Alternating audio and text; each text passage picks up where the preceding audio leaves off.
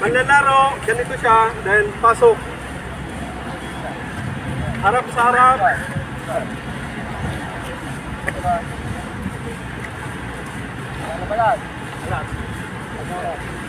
Ito po ginagamit sa RP, yung Arnis Philippines. Okay po, pwede naman ganito siya. Okay, bago mag-unang labanan, tatawagin muna yung taga-oras, taga-tala, taga-hatol. Unang labanan, ganun.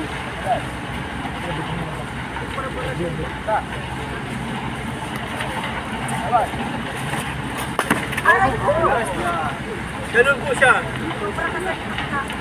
Award ng point. Award ng point. Sampan to. Award ng point. Ba? Ba? Ba?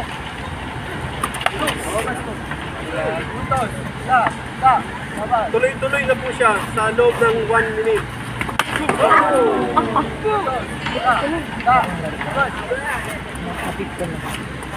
Padulan niya.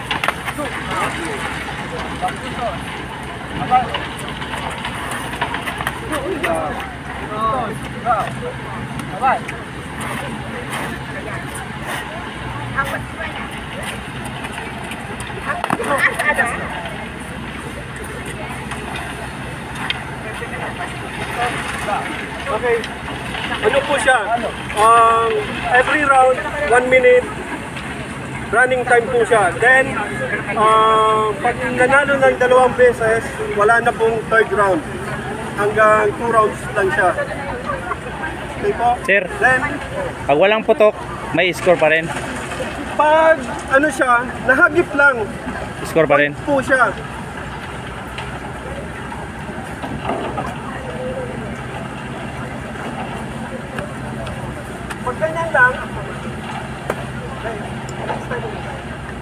Pag ganyan lang, nahagip lang, kunti lang siya.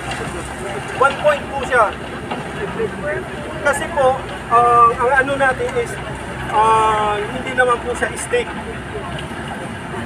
Itak po siya. Kaya yun po ang rules na padded. 1 strike. Kahit lang, kahit tapis lang dyan. Basta hindi siya pumutok, point pa rin. Basta nauna. Then, kapag nag-block,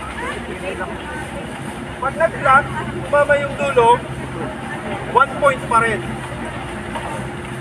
1 point pa rin siya.